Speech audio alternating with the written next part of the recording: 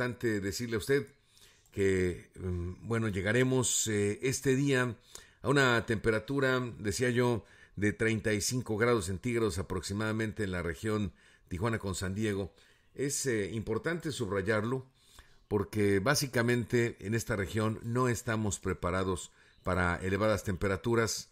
Si usted habla, por ejemplo, de Mexicali, aunque es mucho más caliente que aquí, pues es obvio que no se puede sobrevivir si no se tiene algún medio o alguno de los que le denominan cooler, que utiliza agua para poder enfriar, o bien los aparatos de 1 tonelada, media tonelada, para poder enfriar las casas. Aquí en contra de eso, bueno, lo que estamos acostumbrados es abrir la ventana.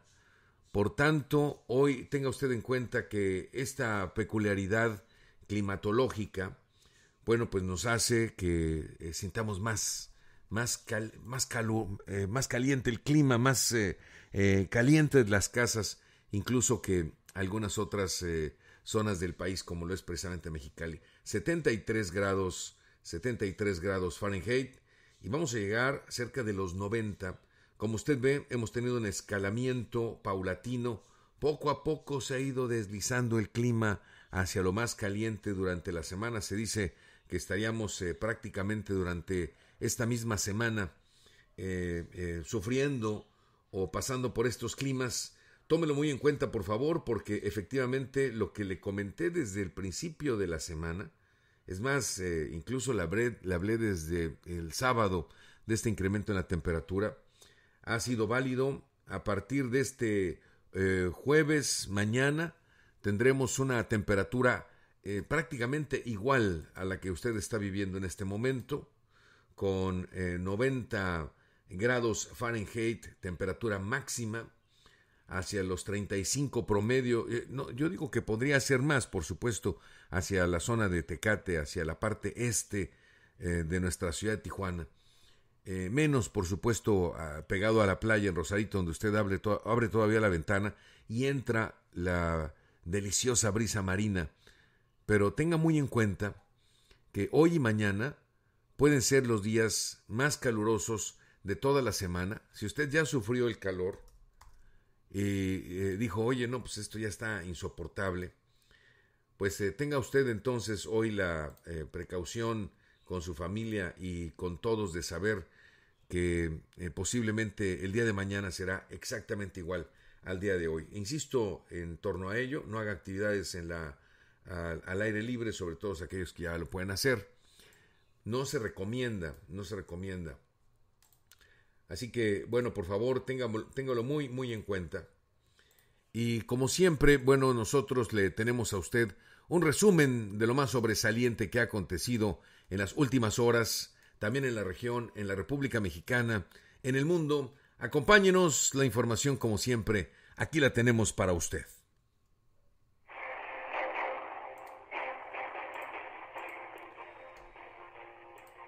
Para empezar, le comentaré que el presidente de México se encuentra en Querétaro.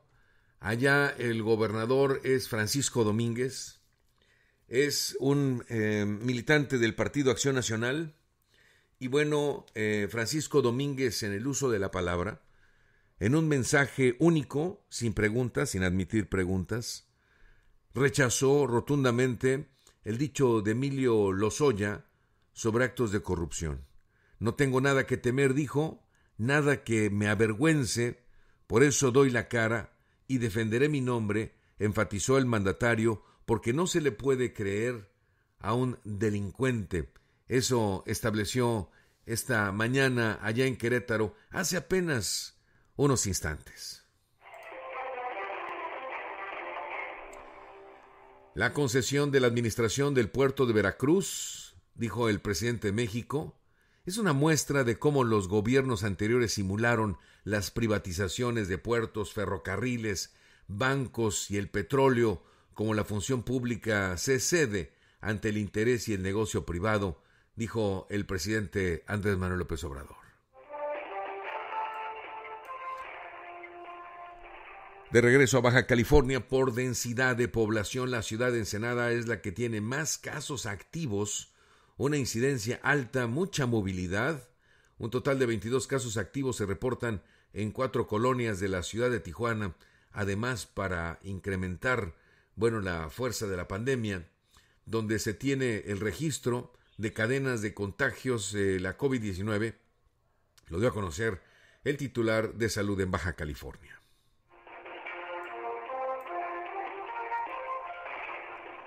A propósito del Estado, aquí hay un súper déficit de energía, razón por la cual se hace un llamado a la población a regularizar su consumo eléctrico, porque con el calor particularmente se genera una pérdida de este insumo, dijo el gobernador del Estado, Jaime Bonilla Valdés. Recuerde que ya le habría hablado a usted sobre este intenso calor en la ciudad de Mexicali, y de pronto está usted con la refrigeración y se escucha un ¡pum! Se apaga la refrigeración, también su refrigerador, comienza a calentarse su casa, empieza usted con el Jesús en la boca y de pronto en unos minutos, a veces horas, vuelven a funcionar los aparatos a la conexión del fluido eléctrico, porque efectivamente hay una sobredemanda de energía eléctrica. Directivos del Hospital Sanovip, que fue clausurado en forma definitiva por autoridades estatales, ya han establecido comunicación con funcionarios federales para pedirle su apoyo y poder reiniciar operaciones, acusó el gobernador Jaime Bonilla Valdés. Debido a su experiencia en materia fiscal, Jorge Alberto Raigosa Lucero fue designado por el gobernador de Baja California, Jaime Bonilla Valdés, como el primer director general del Servicio de Administración Tributaria en el estado de Baja California, el SAT-BC. El gobierno del estado designará una inversión de 56 millones de pesos a los distritos de generación económica del Centro Histórico, La Chinesca y Algodones en Mexicali, anunció el secretario de Economía Sustentable y Turismo, Mario Escobedo Cariñán.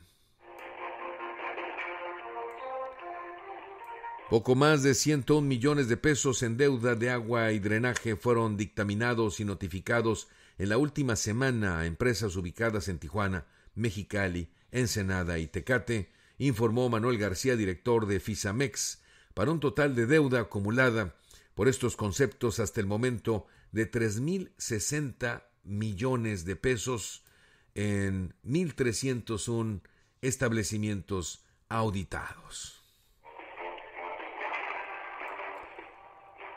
Víctor Lagunas Cabrera, hijo del expresidente del Partido Acción Nacional y exmilitante del PRD, Víctor Lagunas Ruiz, es una de las víctimas de la doble ejecución que se registró en los departamentos que se ubican atrás de Plaza El Tigre, ubicado en el fraccionamiento Mariano Matamoros, según confirmaron varias fuentes, incluyendo la familia consultada.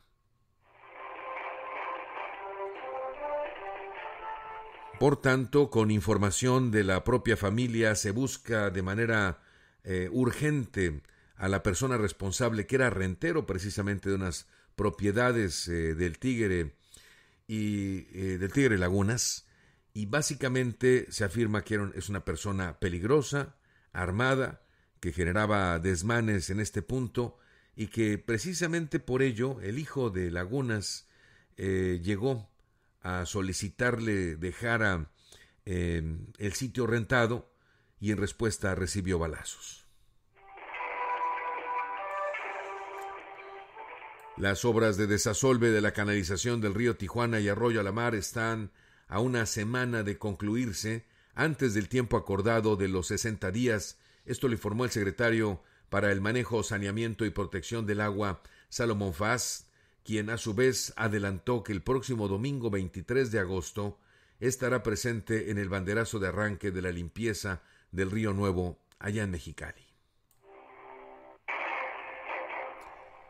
La Fiscalía General del Estado de Baja California realizó un acto para la celebración del 11º aniversario del Sistema Estatal de Justicia Alternativa Penal, donde participaron aproximadamente 80 personas en la sede de la institución de la tercera etapa de la zona del río. Frente al presidente Andrés Manuel López Obrador, le decía a usted hace unos momentos, bueno, no solamente compareció Francisco Domínguez Servién, le decía yo como dato importante, solamente hizo un posesionamiento sin la admisión de preguntas. Ayer el presidente de México le dijo a los compañeros de los medios de comunicación, creo que debemos respetar, por respeto, no habría que abundar en el tema, ya presentó su declaración, no va a admitir preguntas. ¿Les parece?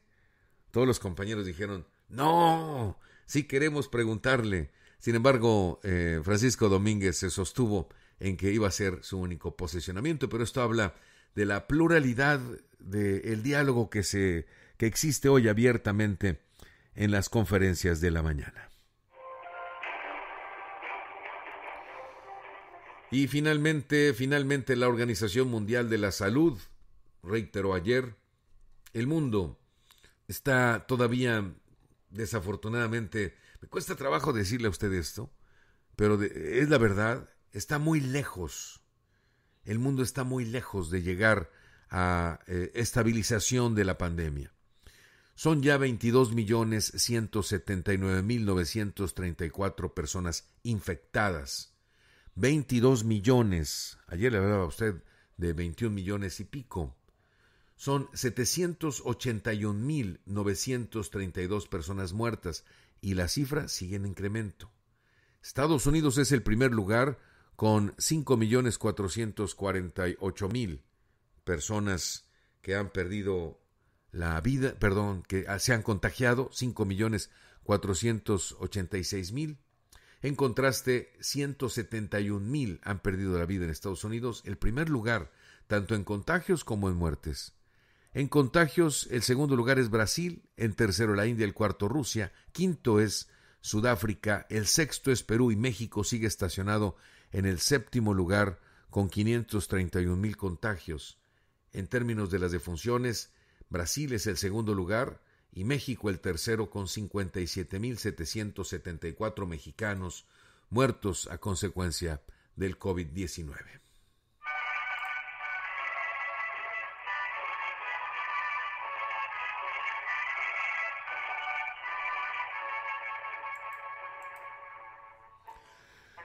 Mandamos muchas felicitaciones a todos los cumpleañeros de ambas Californias, a los que festejan su onomástico el día de su santo. Queridos amigos, les mandamos un gran abrazo a Magín Julio Rodríguez, muchas felicidades hoy en su santo. Tiene que invitar por lo menos una buena agua de limón. Iba a decir un refresco, pero no, ya están prohibidos las bebidas azucaradas. Una buena jarra de agua de limón con hielos. Ándele, perfecto. Saludamos a Sixto, a Ezequiel, a Bernardo, a Mariano, a todos ustedes, muchas felicidades.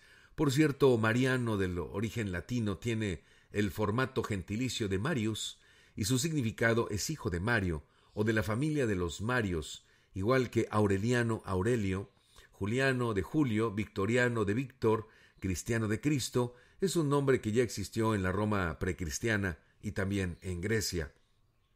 Importado de Roma, al interrumpir en la onomástica cristiana el nombre de María con una fuerza arrolladora y al ser Mariano una derivación gramatical tanto de Mario como de María, son muchos los marianos que prefieren Mariano de María a Mario como origen de su nombre y que incluso prefieren también celebrar su onomástica en la fiesta grande de María el 15 de agosto.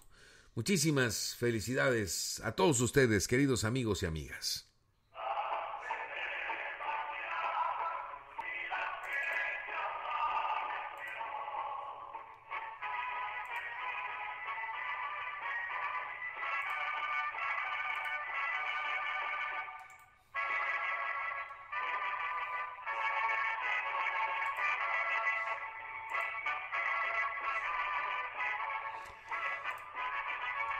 Bueno, con mucho gusto, queridos amigos, hoy les comento que si usted va al servidor más importante de todos los que existen actualmente, por el número de seguidores nada más, que no se me sientan otros servidores como Safari, pero si va usted a Google, hoy va usted a encontrar en su Doodle, el Doodle es el título de Google, prácticamente nos está copiando con el paso de la humanidad a través de la historia, y hoy el Doodle es de Julius Lothar Mayer, el hombre cuyo legado se estudia prácticamente, pudiéramos decirlo así. Este hombre alemán, Julius Lothar Mayer, en su 190 cumpleaños, fue uno de los 2 científicos en desarrollar la primera tabla periódica de los elementos, esta que tanto le gusta a los estudiantes. Yo no conozco uno que diga, no hombre, la tabla periódica está muy difícil. No, todo el mundo le gusta cuando está estudiando química. La tabla periódica de los elementos se la debemos a Julius Lothar Mayer. Así le pusieron Julio, fíjese, en este día. Julius Lothar Mayer nace en una familia médica de Varel, en Alemania. Es el día, en este día, precisamente 19 de agosto de 1830.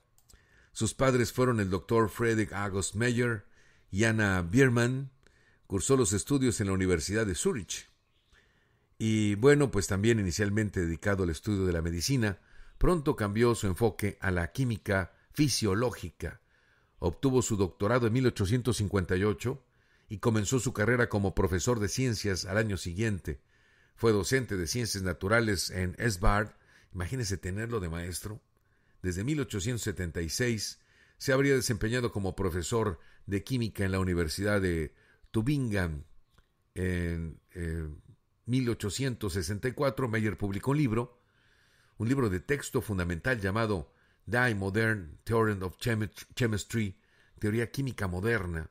El tratado incluía un sistema rudimentario para la organización de 28 elementos basados en el peso atómico, un precursor de la tabla periódica moderna. Pero Mayer no estaba solo en la carrera hacia este hito científico, ya que el químico ruso Dmitri Mendeleev estaba desarrollando de forma independiente ideas muy similares, pero propias. Esta es la historia de la tabla periódica de los elementos, y por eso es que Google le dedica este doodle hoy en el paso de la humanidad a través de la historia. En un día como este, pero 19 de agosto, pero del año 14, muere César Augusto, primer emperador romano, y es decir mucho. César Augusto, con un poder impresionante. No ha habido un imperio tan grande como el Imperio Romano. En 1811 se establece en un día como hoy la Suprema Junta Nacional Americana en Zitácuaro, cuya función principal, además de gobernar, es administrar justicia y constituirse como una especie de secretaría de guerra. En un día como hoy de 1813 fue creada la Biblioteca Nacional de Chile, principal centro bibliográfico del país chileno. En un día como este de 1847 se da la batalla de Padierna contra el ejército norteamericano que desde un año atrás había iniciado una injusta y desigual guerra contra México. En 1936 muere Federico García Lorca, poeta español, en un día como este. En 1940, en un día como hoy, se promulga la Ley de Servicio Militar Obligatorio. Y este día, 19 de agosto, es el Día Mundial de la Asistencia Humanitaria. El 19 de agosto de 1839, Louis Tanguerre presentó ante la Academia de Ciencias de Francia su último invento, el daguerrotipo. Este que permitía capturar la imagen a través de un proceso químico. Este día también se celebró o se liberó la patente del daguerrotipo, dando lugar al desarrollo precisamente de la fotografía. Pero bueno, el Día Mundial de la Fotografía es una iniciativa del fotógrafo austriaco Kolske, que ha dado y ha aumentado su difusión e importancia de forma que ahora la celebración se hace en todo el mundo. El 19 de agosto se celebra el Día Mundial de la Asistencia Humanitaria, gracias a un decreto oficial establecido por la Organización de Naciones Unidas y cuyo principal objetivo es rendir un especial homenaje a todos los profesionales de la salud y trabajadores humanitarios que a pesar de los obstáculos continúan realizando una hermosa labor en pro precisamente del bienestar de millones de personas.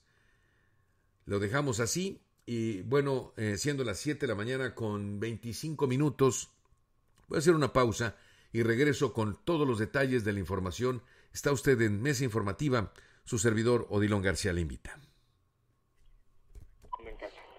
No lo ves, pero puedes sentir su generosidad y valor. Doctoras, médicos, enfermeros, periodistas, repartidores. Personas que dan servicio de transporte público, seguridad, luz, agua y basura. En México siempre rendimos homenaje a nuestras y nuestros héroes. Hoy reconocemos a quienes están cuidándonos ahí afuera. Para cuidarnos contamos todas. Contamos todos. INE. Quedarnos en casa es la forma más segura para evitar el COVID-19, pero ha sido un peligro para algunas niñas, jóvenes y mujeres. Si tú o alguien que conoces lo vive, denuncia al 911. Es momento de sumarnos para eliminar las violencias y garantizar el derecho a una vida libre y segura para todas en el país. Construyamos unidas y unidos una nueva normalidad sin violencias de género. ONU Mujeres. Cámara de Diputados. Legislatura de la Paridad de Género. En Membil Instituto eliminamos los exámenes al maestro orador y al alumno que solo escucha y memoriza. En Membil Instituto el alumno tiene que crear para aprender, tiene que analizar, trabajar en equipo, aprender a comunicarse y a solucionar problemas. En Membil cambiamos los exámenes por proyectos, 25% teoría y 75% práctica. Membil Instituto, Universidad y Bachillerato Tecnológico, frente al Parque Morelos. Abrimos grupos de primero a sexto todo el año. Primera inscripción gratis. Contáctanos 903-4193 y membil.edu.mx. Cuando las empresas compiten, tú puedes escoger la opción que más se ajuste a tu bolsillo y a tus necesidades. Yo compro el pan para mi restaurante aquí porque me hacen descuentos. A mí me gusta consentir a mi nieto en la panadería de Doña María por su variedad y porque vende pan de muerto todo el año. En esta panadería tienen productos para cuidar mi salud. Por eso compro aquí. Con competencia, tú eliges. Un México mejor es competencia de todos. Comisión Federal de Competencia Económica. COFESE. Visita COFESE.mx. En la temporada de lluvias, tu seguridad y la de los tuyos es lo más importante. El viento extremo y las grandes cantidades de agua reblandecen la tierra, arrasan objetos, provocan inundaciones y desbordan ríos y lagos. Infórmate y atiende las indicaciones oficiales. Ten a la mano un kit de emergencia. Ponte a salvo. Y sobre todo, no intentes cruzar ríos, arroyos o pasos a desnivel. Con agua trabaja 24 horas al día por ti. Ayúdanos a protegerte. Gobierno de México.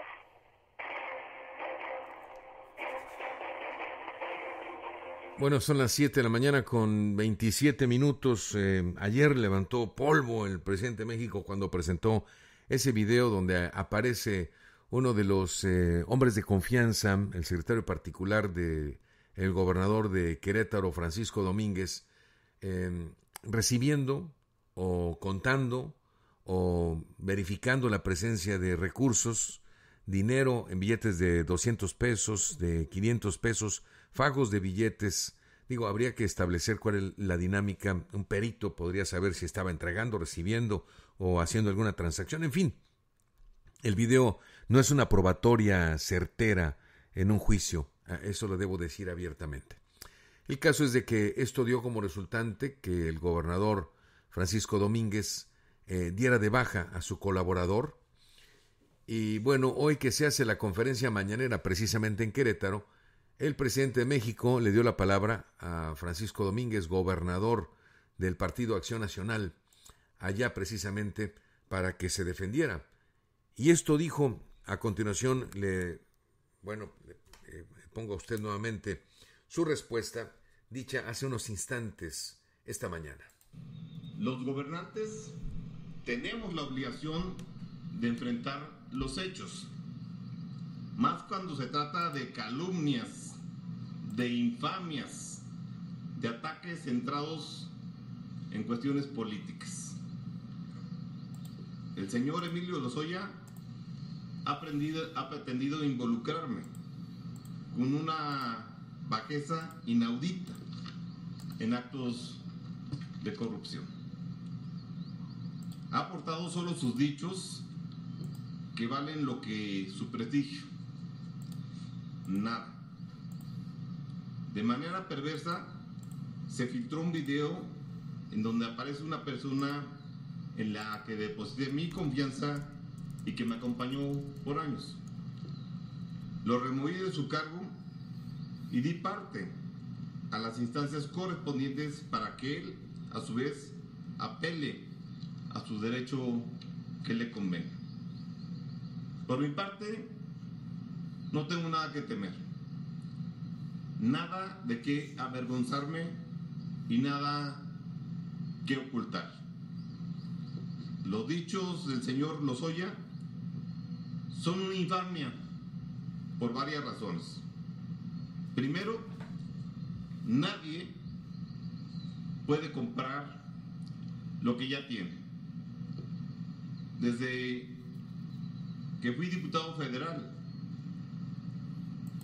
con respeto, apoyé la reforma energética en el 2008, que fue propuesta por el Partido Acción Nacional. La seguí apoyando como senador de la República. De hecho, la presenté yo personalmente a nombre de mi partido.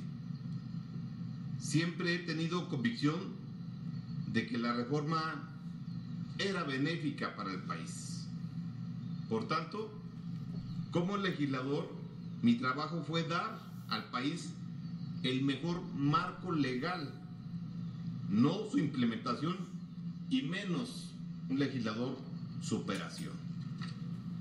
No había necesidad de darme dinero para obtener un voto que ya se tenía por convicción personal.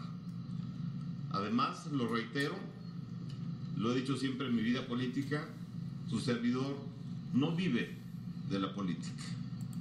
Segundo, nadie paga para que le peguen.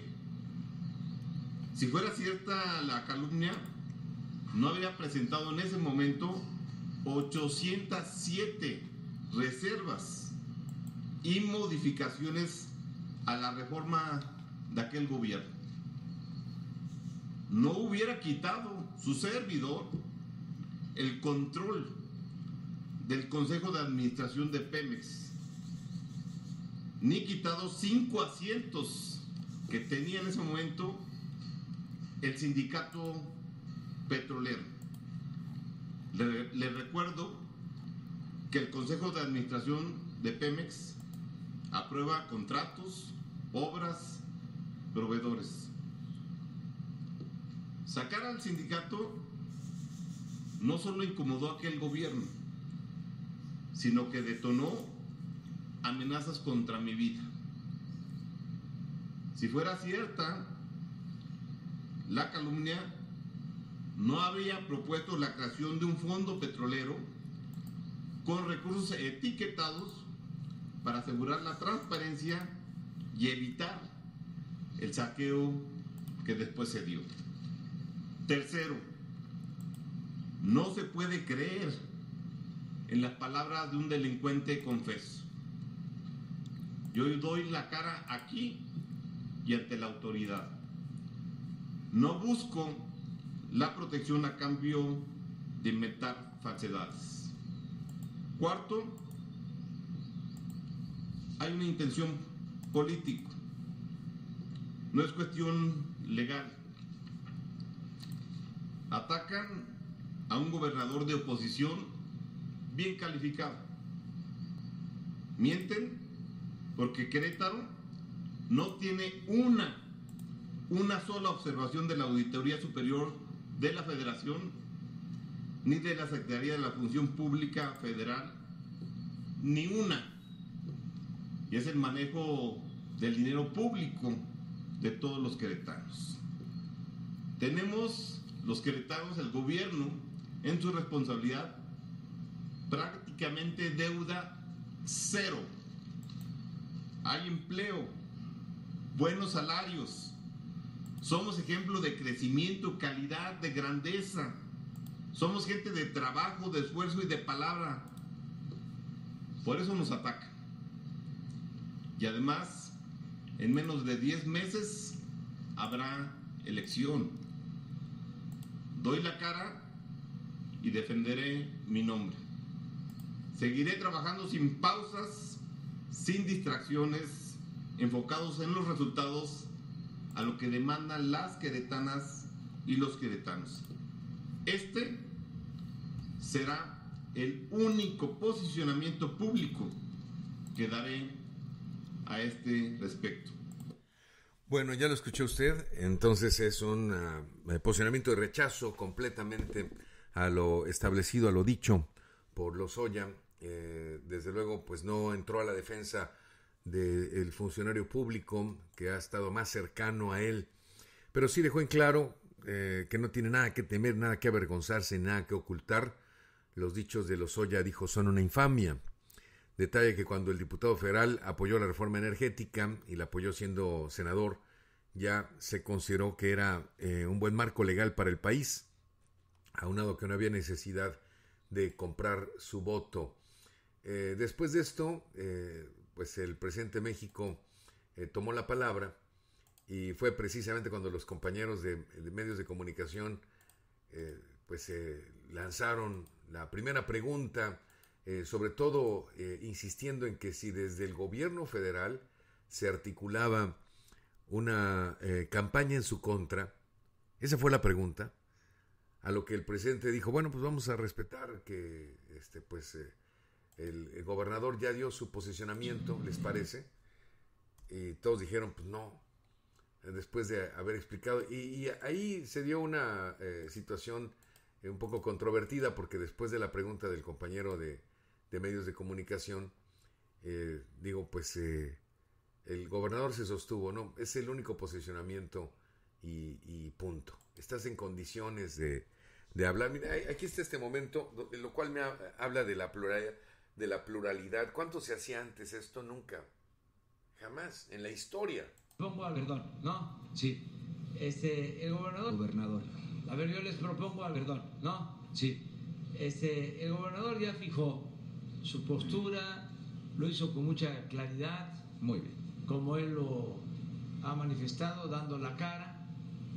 Y también, según escuché, que esa iba a ser su única aclaración sobre este tema.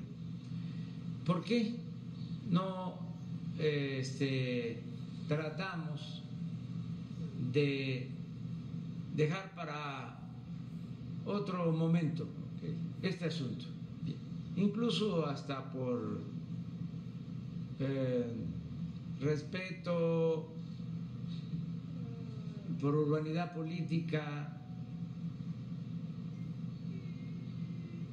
y va a haber tiempo para desahogar este tema. Además corresponde a la Fiscalía aclararlo en su momento.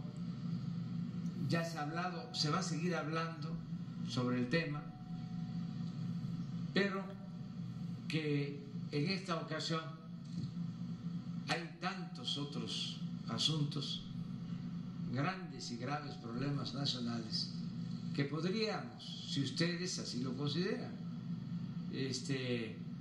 omitirlo o dejarlo pendiente o hacer una prórroga, si les parece. ¿De acuerdo? ¿No? Bueno, pues la mayoría manda. Pero a ver, entonces... Es eso, dice que no es desde el gobierno federal, el gobernador nos lo está refiriendo en este momento, que siente que lo atacan. No, sabemos que hay la posibilidad para que siga dando la cara y que limpie su nombre o que nadie manche su nombre. Hay posibilidad de solicitud de licencia para separarse de su cargo gobernador, o desde su puesto, desde su posición, estaría defendiendo su nombre, su honra, su prestigio, gobernador. ¿Estás en condiciones de contestar ahora o te mantienes? Porque también eres libre. Va a ser el único posicionamiento, creo que es muy claro. De acuerdo. Muy bien. Bueno, ese mantuvo, es el único posicionamiento, así mantuvo lo dicho, el acuerdo primordial en torno a lo que se habría manifestado este día. Pero quise ponerle a usted toda la historia para que tenga en mente que hoy hay una capacidad de diálogo, obviamente que podría haber no dicho absolutamente nada, está en su total derecho respecto a los señalamientos realizados en una investigación que está en proceso. Digo, habría que respetarlo. Y yo no soy partidario de hablar a priori. Sin embargo, una cosa es la cuestión jurídica, poco entendida, por cierto, y otra es la parafernalia política, es decir, todo este esquema de, dichos sin probar, de percepciones sin justificar, todo esto que alimenta hoy las redes sociales y que las incendia en un momento determinado. Así que bueno, pues ahí tienen ustedes la información que surge esta mañana, un día muy importante desde la perspectiva, desde la visión de la información de carácter nacional. Pero bueno, pues ahí tiene usted. Oiga, por cierto, le debo comentar que aquí en la ciudad de Tijuana asesinaron al hijo de Víctor Lagunas. Tiene varios hijos, no todos son hermanos, algunos son medios hermanos. De ahí la confusión en el sentido de pensar que habrían matado al Tigrito Lagunas. El que es conocido por estar en redes sociales fue, señalado en un principio. Sin embargo, no fue así, fue su medio hermano, que también se llama Víctor. Bueno, él se encontraba encargado, Víctor Lagunas Cabrera, de realizar los cobros de algunos lugares que renta su papá, el Tigre Lagunas. Usted seguramente lo conoce. ¿Por qué le dicen el Tigre? por la tienda de muebles, la tienda El Tigre. De ahí a Víctor Lagunas le pusieron el título, el nombre, el apodo de El Tigre. Bueno, pues sus hijos se dedican a ayudarle en los negocios. Víctor Lagunas Cabrera, que es el fallecido precisamente, el asesinado, el que fue víctima de un sujeto armado, se encontraba fundamentalmente haciendo cobro de estos lugares de renta. Y bueno, básicamente a raíz de que algunos vecinos se quejaron de que uno de los que se encontraban ahí desde anoche tenía fiesta, estaba echando balazos. Bueno, pues este joven, que es de complexión robusta, acudió con uno de los trabajadores a hacer el cobro del inmueble, o más bien con la idea prácticamente de que esta persona saliera ya finalmente de este lugar, porque ya no se le iba a rentar. La persona que habría agredido al joven Víctor Lagunas Cabrera le respondió con disparos de arma de fuego, no solamente a él, sino también a aquel persona, el trabajador que le acompañaba. Le decía a usted, Lagunas Cabrera es medio hermano de Víctor Lagunas Peñalosa, conocido como el Tigrito. Compartía el nombre, lo mismo que otros hermanos y el papá. Todos son, cuando pregunté a la familia me dijeron, todos son Víctor. Todos se llaman Víctor Lagunas. Lo que varía, entonces, lo que cambia es el apellido. Es muy común entre las familias grandes. Bueno, y por eso, entonces, decir que no es hijo de la exdiputada Alfa Peñalosa, sino de otra relación. El Tigrito acusó en sus redes a un hombre identificado como Luis Alfredo Pizarro Pizarro como uno de los asesinos de su familiar, y más tarde nombró a Aarón Pizarro Pizarro, hermano de Luis Alfredo, como otro de los homicidas. También identificó al otro occiso como Miguel Baglietto.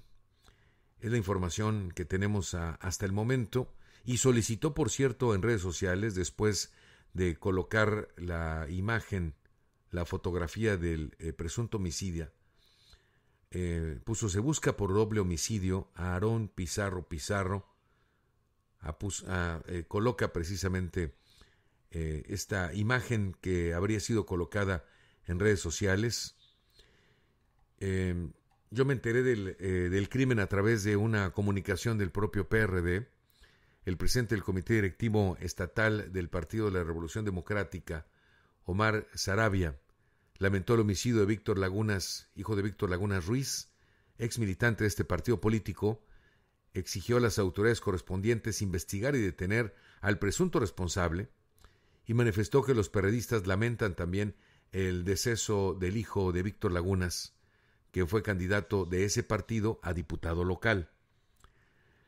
Entristece la noticia, dan el más sentido pésame para el compañero Víctor Lagunas, a su familia, y al mismo tiempo se exige a la autoridad estatal, pues resuelvan de manera inmediata este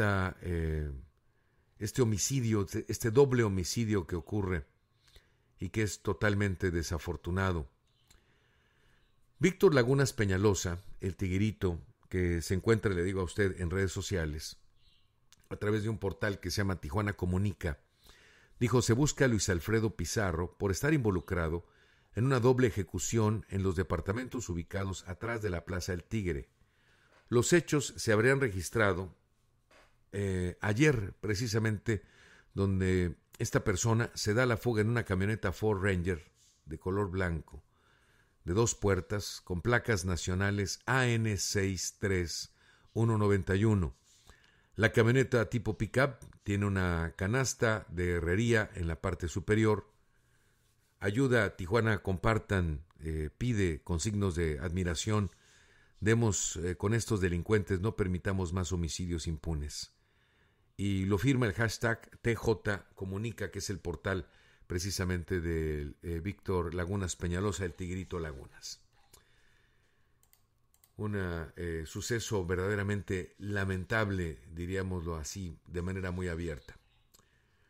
Por cierto, regresando un poquito al tema de la presencia del presidente de México allá en Querétaro, la concesión de la administración del puerto de Veracruz se puso como ejemplo.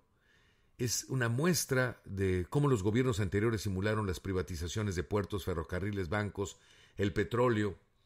La función pública se cede ante el interés del negocio privado, dijo el presidente Andrés Manuel López Obrador. Es una privatización, subrayó sobre el caso de Veracruz. Se nos hizo creer que la nacionalización seguía teniendo el dominio de los bienes, de los recursos naturales, así como el petróleo, porque en la reforma energética quedó establecido que la nación es dueña originaria del petróleo. Sin embargo, al momento que se da una concesión, ese dominio se interpone o se interrumpe, se cede a un particular durante un tiempo. En su conferencia de prensa matutina, el mandatario mostró nuevamente el contrato de ampliación a 2094 de la concesión de la administración del puerto en la Administración Portuaria Integral de Veracruz. Con el documento se incluyen opiniones a las bases legales para avalar el acuerdo. La API estuvo representada por su director general, el ingeniero Juan Ignacio Fernández Carvajal, y por otro lado, el gobierno federal firmó el secretario de Comunicaciones y Transportes, Gerardo Ruiz Esparza, el 6 de julio del 2018, 5 días después del triunfo electoral de López Obrador. Todo tema legal, todo muy legal, todo legalito, ironizó el mandatario.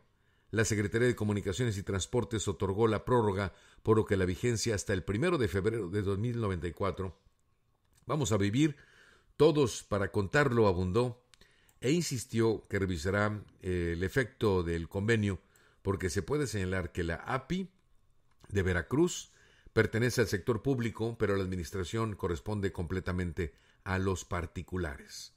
López Obrador agregó que se revisan las ampliaciones de la concesión porque es muy extraño. Primero, porque 100 años, ¿por qué 100 años se le da? Y segundo, porque no obedece a las necesidades propiamente establecidas por la población, por la sociedad en su conjunto, sino a un grupo de intereses de carácter particular. Son de los grandes temas que hoy inundan la agenda nacional. De regreso aquí a la ciudad de Tijuana, le quiero comentar a usted que, Baja California tiene un súper déficit, respecto a la energía, y sobre todo la energía eléctrica, razón por la cual se hizo un llamado a la población a regular su consumo eléctrico, porque con estos calores particularmente se genera una pérdida de este insumo por el gran consumo. Esto lo advirtió el gobernador del estado, Jaime Bonilla Valdés, en su conferencia que realiza precisamente todos los días para estar en contacto con la población. De tal suerte que, bueno, pues este no solamente es un gran tema, sino es el tema fundamental, sobre todo lo podemos establecer como tema fundamental en la ciudad de Mexicali. El hecho de que falte el vital líquido, el hecho de que no haya suficiente energía eléctrica, bueno, pues da como resultante que se tenga hoy un enorme déficit. Y en este sentido, bueno, pues decirle a usted que la recomendación es que utilice sabiamente, por favor, use sabiamente la energía eléctrica, sobre todo en temas importantes de esta naturaleza. Me parece que es extremadamente importante. Yo lo pongo desde esta perspectiva para usted. Digo, sobre todo podemos, cada uno de nosotros, pues hacer uso que nosotros queramos, pero hay una grave responsabilidad. Tenemos que hacerlo con responsabilidad. Son las 7:51. Tenemos llamada telefónica. Con mucho gusto vamos a recibirla a sus órdenes. Muy buenos días. ¿Con quién hablamos? Buenos días. Muy buenos días. Una preguntita. Sí. ¿El mes del testamento es en agosto o en septiembre? En el mes de septiembre, pero ya váyase acercando con los con todos los notarios, porque ellos tienen un acuerdo con precisamente la autoridad, ¿verdad? Y de hecho también se ha mencionado que en octubre, pero es un periodo prácticamente, ¿sí? Hágalo usted ya y pregúntele, ¿ya estamos? ¿Ya puede usted hacerme el descuento del mes del testamento? Sí, es muy importante. Le voy a preguntar hoy, si usted me lo permite, en unos minutos más, al titular de del Consejo de Notarios, del Colegio de Notarios en Baja California, Javier Ibáñez, para que nos diga, ¿qué trámite quiere usted hacer? Hacer un testamento. Resulta que yo sí hice un testamento, pero me acumularon 2 terrenitos. Entonces yo quiero un solo terreno testar y el otro no. Sí, ok. Entonces quiero ver si se me puede arreglar esto. Muy bien. Sí, digo, de hecho he platicado muchas veces con los notarios y yo los veo con una enorme voluntad de poder colaborar con la población. Entonces, en este momento ya le estoy haciendo la pregunta, ¿verdad? Igualmente, yo manejé una nota de suyo con el doctor Amador Rodríguez Lozano. Si me hace el favor de revisar el diario Tijuana mientras que yo estoy hablando y estoy al aire, está en www.diariotijuana.info. Ahí en las páginas, en las primeras páginas, ahí va a aparecer el doctor Amador Rodríguez Lozano hablando precisamente de este tema, donde se llegó a un acuerdo con los notarios, e incluso también ya lo habría entrevistado, pero si no, voy a la entrevista también con el presidente de notarios para que nos diga, ¿verdad? Vamos a ver cuándo ya pueden hacer uso. ¿Le parece? Sí, claro. Muchísimas gracias y bendiciones y que Dios los bendiga siempre. Y gracias a usted por querer resolver su situación legal. Eso es muy, muy importante. Ajá, sí. Gracias. Ándale, que Dios te bendiga. Estamos Buen en contacto. día. Muy buenos días. Y a todos mis amigos también que tienen esta intención, hay 2 vías. Es un acuerdo que se genera a través de los notarios y desde luego la autoridad de la Secretaría General de Gobierno. Decirle a usted que este acuerdo es muy importante. El Colegio de Notarios ha acordado la realización de trámites no solamente para con el gobierno del estado, sino también con el ayuntamiento de la ciudad de Tijuana, donde, se han comprometido los notarios, a pesar de la crisis de salud a nivel internacional. El gobierno de la ciudad de Tijuana está trabajando, llevando a cabo grandes esfuerzos para brindar los servicios que requiere la comunidad, las acciones que procuren el bienestar de todos los sectores de la sociedad. Es el mensaje de primer edil y se trabaja en la implementación de programas que marquen un precedente histórico desde el inicio de la propia emergencia. Y bueno, en este caso le comento, acérquese a la autoridad y pregúntele específicamente sobre este programa. Es un noble programa que ha impulsado la autoridad estatal. Mientras estoy hablando con usted, estoy buscando información para nuestra radio escucha, a fin de que, pues su duda quede saldada. Es septiembre, como decía, septiembre es el mes del testamento. De hecho, ha sido así siempre. El mes de septiembre es el mes del testamento. Siempre ha habido una campaña. Algunos, a criterio de los notarios, adelantan precisamente esto. El programa en materia de realización de estas campañas está vigente. Algunos notarios son más accesibles que otros, digámoslo de esta manera, y algunos pues ya están. El caso es de que la población tenga sus documentos en regla. Pero bueno, sí, es septiembre, pero adelántese poquito, pregunte. Digo, no perdemos nada en preguntar.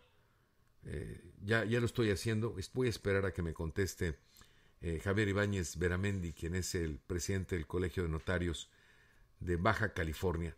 Mientras, le decía a usted que hay un déficit en torno al tema energético. Eso lo ha expresado el gobernador de Baja California.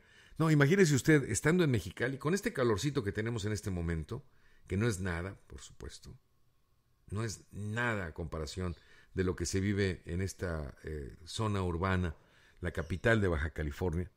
Nosotros tenemos ahorita una temperatura de 23 grados y vamos a tener 32 grados centígrados. Mexicali ha estado en temperaturas así que son agradables, 34 grados, bueno, bienvenidos, ¿no? Pero ha llegado a los 47 grados centígrados, 48, 49 grados. Que pronto está usted en su casa, ¿no? O en la oficina. Y, está usted trabajando, siendo productivo, y luego se apaga todo. El foco, la refrigeración, el refrigerador, todo se apaga. Y empieza a entrar el calor a su casa, penetra las paredes, y se empieza a preocupar usted por el refrigerador, no lo quiere ni abrir para que se conserve el poco calorcito que quedó.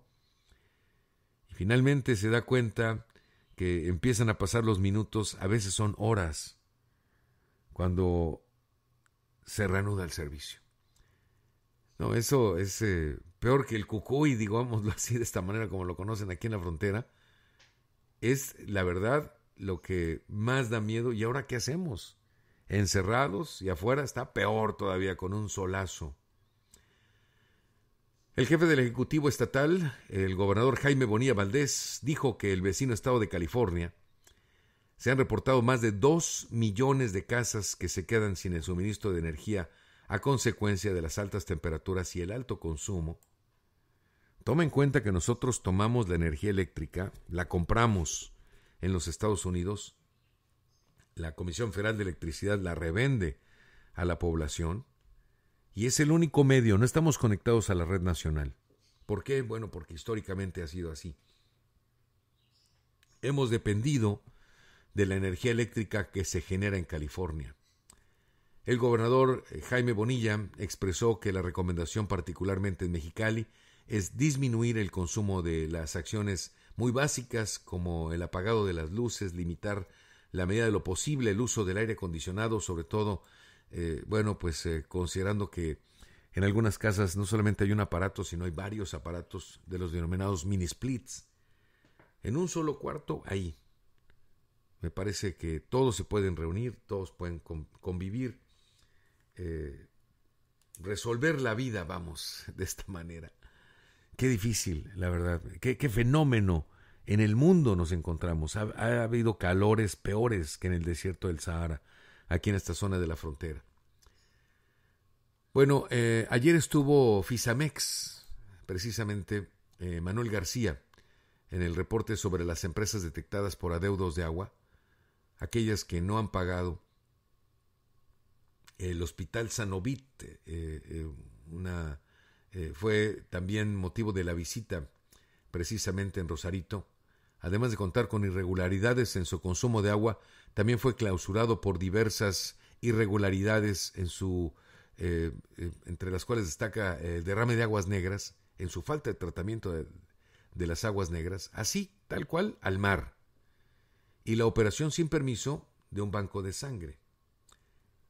Esto fue lo que dijo Manuel García esta mañana. A lo que realmente utiliza en sus procesos, ya que conocíamos las áreas de albercas y jardines que él mismo tenía. Bien, continuamos. En febrero de este año, continuamos. En febrero de este año, la comisión le instaló un medidor al mismo. Le instaló un medidor, sin embargo, podemos ver que le siguió estimando. O sea, el medidor lo cambió con un objetivo. O sea, de seguirle dictaminando, más no facturarle lo que estaba utilizando en los procesos. Para entonces, el día 28 de junio, nosotros estuvimos vigilando el consumo del medidor. El 28 de junio tomamos una lectura, aquí está, de 12.520 metros. En base a esa lectura real, a un consumo real que traía el usuario, dictaminamos un adeudo a ellos por agua no contabilizada, en un consumo real de lo facturado contra lo realmente consumido, de 6.002.000 pesos por concepto de agua, más los derechos de conexión que nunca pagó, que por los volúmenes que estaba registrando asciende a 2.339.000 pesos, que nos da un importe de 8.341.000 pesos. Sin embargo, en el compromiso que tiene Fisamex con la comisión es vigilar a un usuario cuando es regularizado, que el comportamiento del mismo. Verificamos que el día 6 de julio, el lecturista 6182 fue a tomar lectura del mismo, y en la misma traía una lectura de 8.937. O sea, el 28 de junio, esta fotografía que está aquí y con la cual se hizo un dictamen el 30 de junio, traía 12.520, pero el lecturista fue y tomó una lectura de 8.937 una semana después, y dijo que el mismo traía un consumo de 8.897 metros, haciendo una factura de 1.000.000 de pesos prácticamente. Lo anterior es con el fin de generar una confusión y buscar reclamos, como ya lo hicieron los del hospital, que eso no era posible, que no era justo, y eso genera confusión al organismo. Entonces, aquí está el acto de corrupción. Es cómo es posible que una semana antes nosotros tengamos esta fotografía que acreditamos para el dictamen y el lecturista haya visto la lectura que no corresponde. Pero bien, por lo pronto él trae un adeudo por esto. Sin embargo, el viernes pasado continuamos en una visita que se realizó al hospital. Aquí están las instalaciones que tiene el mismo. Continuamos, esto fue el 14 de agosto, continuamos. Podemos ver los videos donde el usuario está. Escurre todo. Tenemos otro video. Aquí están descargando uno de los tantos tubos que tienen. ¿Se puede ver? Aquí tenemos otro video. Aquí está el punto de concentración de las aguas residuales del hospital y cómo bien le descargan al mar, ¿no? La área de la playa. Es de los primeros. Continuamos. El día domingo continuamos y pudimos detectar que seguían con las instalaciones.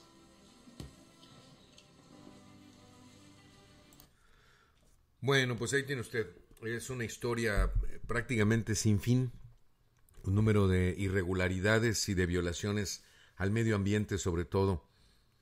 Necesitamos generar una campaña, ya lo decía Margarita Díaz, quien es ambientalista, en la última entrevista que le hicimos aquí precisamente la semana pasada, necesitamos recobrar conciencia del cuidado que debemos tener de este bellísimo e inmenso órgano vivo que vive prácticamente, o vivimos nosotros a orillas de él, que es el Océano Pacífico.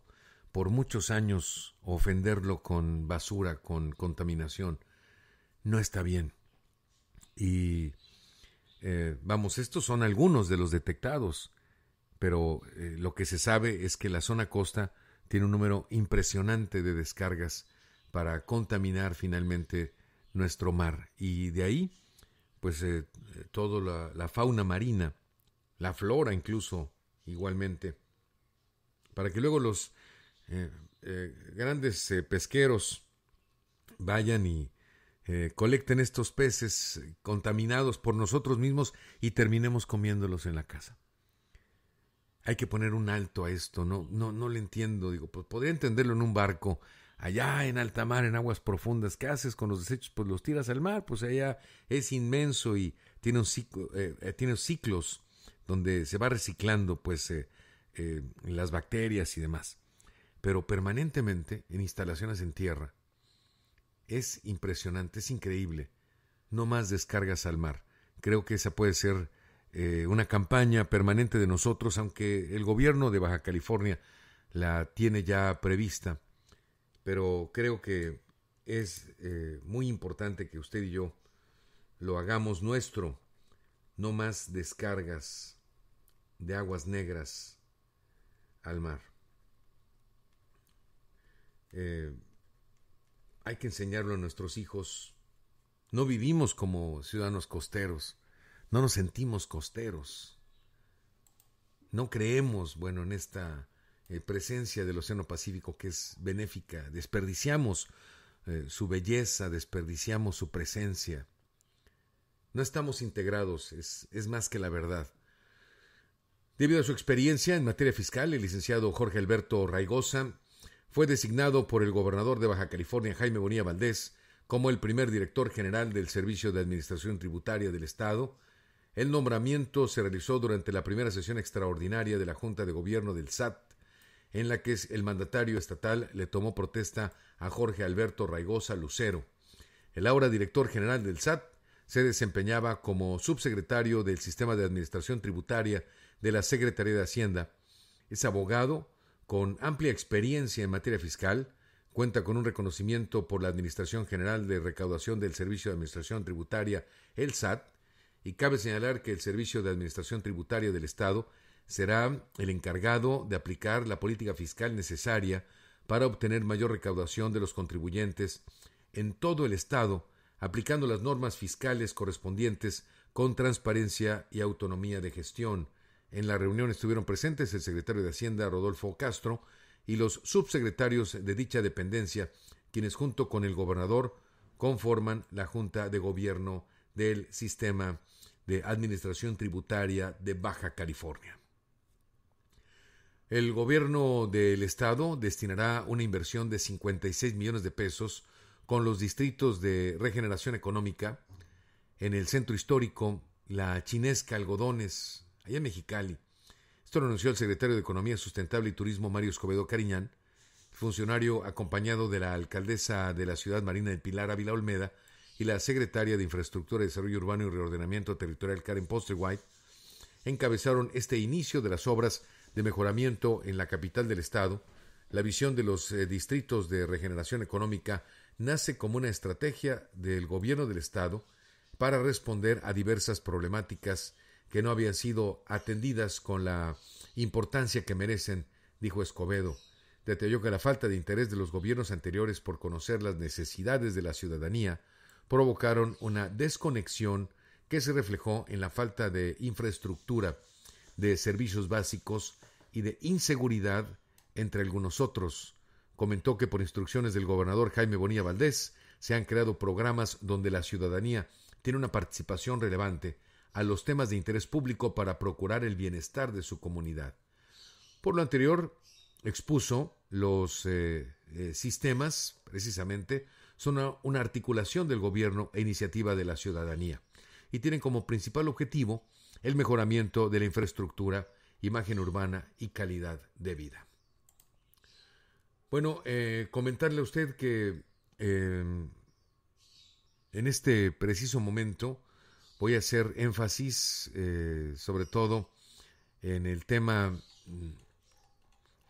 del COVID-19, derivado de la lamentable defunción de 7 pacientes en el Hospital General de Ensenada, antier. Se aclara que la situación en estos casos contaban todos ellos ya con alguna complicación médica, los cuales impidieron su recuperación, a pesar de que el hospital, dijo el secretario de Salud, cuenta con suficientes ventiladores y medicamento. Esto a raíz de una solicitud que hace directamente el público en la conferencia donde, bueno, pues aquel que pregunta se le responde. Esta es la lectura y esta es la respuesta del secretario de Salud en Baja California. Aquí lo presento. Carla Padilla, del periódico El Vigía. Anoche un medio de comunicación local entrevistó a familiares de pacientes COVID 2019 quienes decían que en el Hospital General de Ensenada estaban desconectando a sus familiares, pues fallecieron 8 pacientes a la misma hora y todos por ser desconectados. ¿Alguna declaración al respecto? Sí, podemos declarar esto. De hecho, el director del hospital ya va a hacer una declaración ahorita porque precisamente fue un medio de comunicación a hacer una transmisión ahí. Ok, vamos a ver este tema. Decían que el hospital estaban desconectando a sus familiares. No estamos desconectando a nadie. Tenemos ventiladores, tenemos medicamentos, tenemos bombas de infusión, tenemos EPPs para el personal, tenemos el personal. El tema que pasó ayer en el General de Ensenada es que de las 4 de la tarde a las 8 de la noche fallecieron 7 pacientes. Eso sí fue correcto. Pero esos pacientes tenían con nosotros, algunos tenían más de 14 días de estancia hospitalaria. Son los pacientes a los que me refiero que se nos hace muy difícil poderlos recuperar ya. Son pacientes que ya tenían una estancia hospitalaria prolongada, que son pacientes que llegaron desafortunadamente con un síndrome muy avanzado. Uno de esos pacientes simple y sencillamente no estaba entubado, tenía COVID, pero tenía otras comorbilidades, tenía un síndrome de Cushing o enfermedades que te complican considerablemente tu lucha en contra del COVID.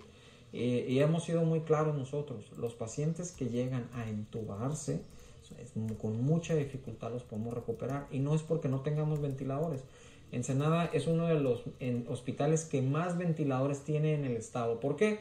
Porque como el brote está sucediendo ahorita en Ensenada, mandamos muchos ventiladores ahí para precisamente tener. Yo presencialmente visité ese hospital el sábado pasado y tenían arriba de 16 ventiladores disponibles en ese momento para poderse otorgar. Entonces, el tema no son ventiladores, que no los confundan. El tema es un paciente con comorbilidades, adulto mayor o con alguna enfermedad de inmunocompromiso, el escenario cuando él se infecte y se enferme no va a ser favorable. Y eso es a lo que me refiero a la ciudad de Ensenada. Esto es lo que va a pasar. Ustedes mismos en Ensenada hagan autoconciencia, voltéense a ver. Este fin de semana, ¿estaban todos en su casa disfrutando de distanciamiento social o dónde estaban? Cuando van al centro, cuando van a los centros comerciales, ¿qué es lo que ven ahí?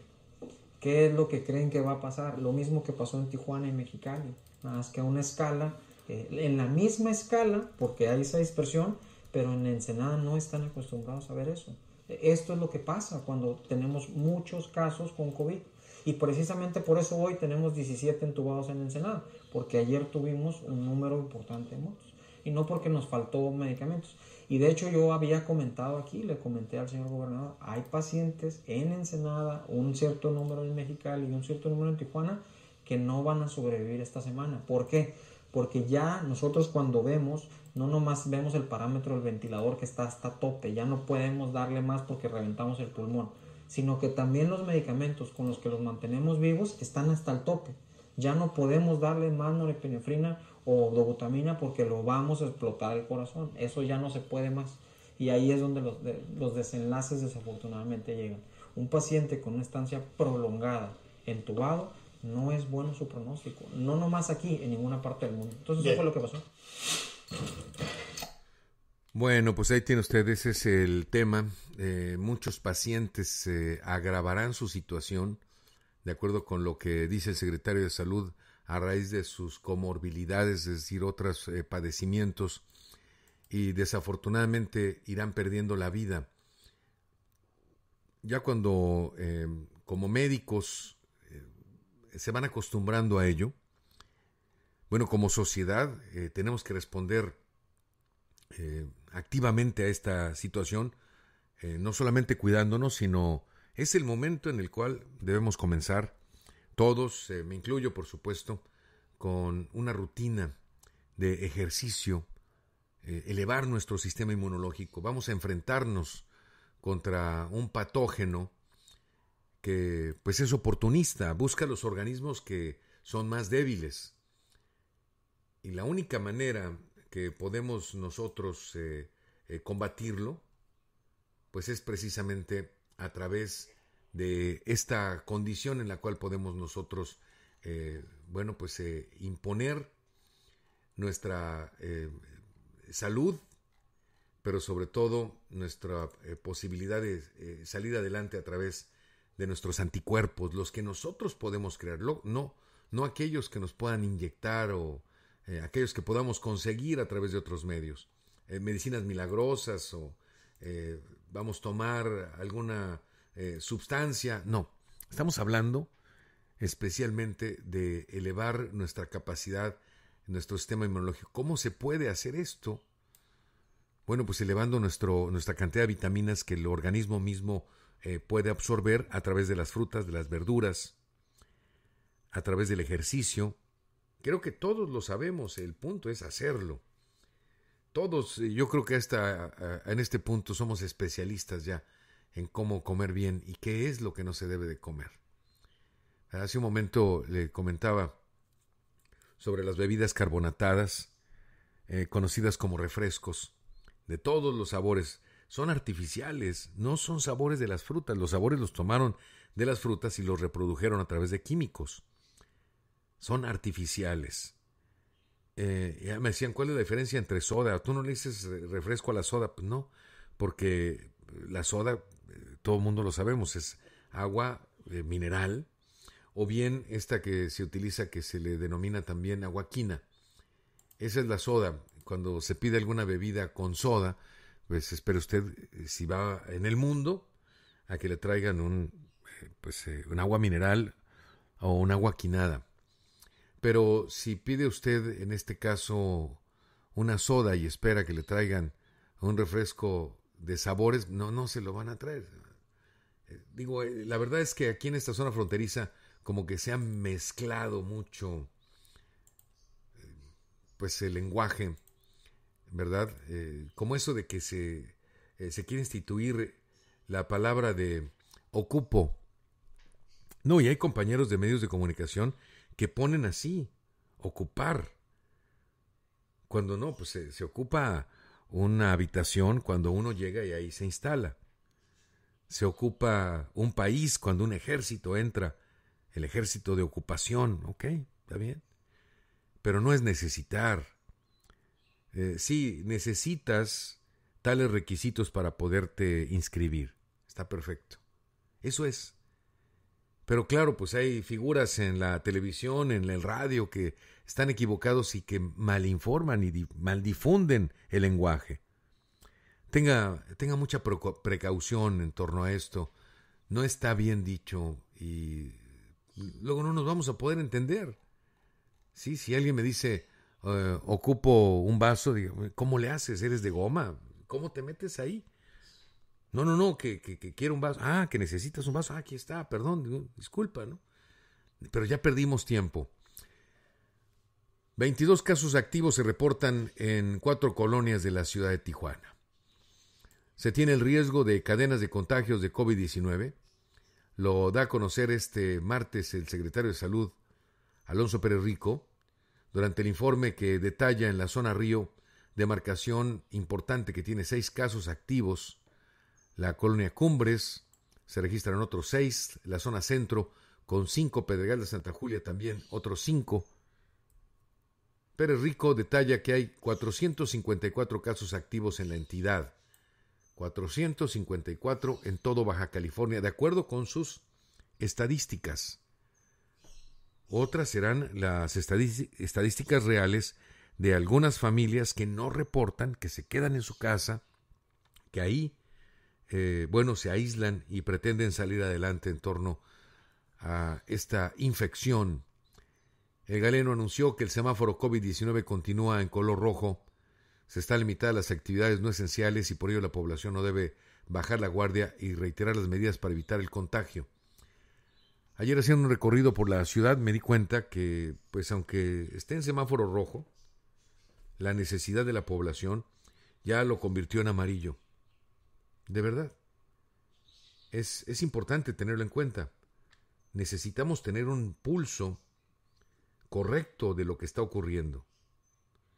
Y ese pulso correcto, yo se lo comento abiertamente, aunque el semáforo dice la autoridad que está en rojo, la autoridad sanitaria, la población ya está en amarillo e incluso en verde.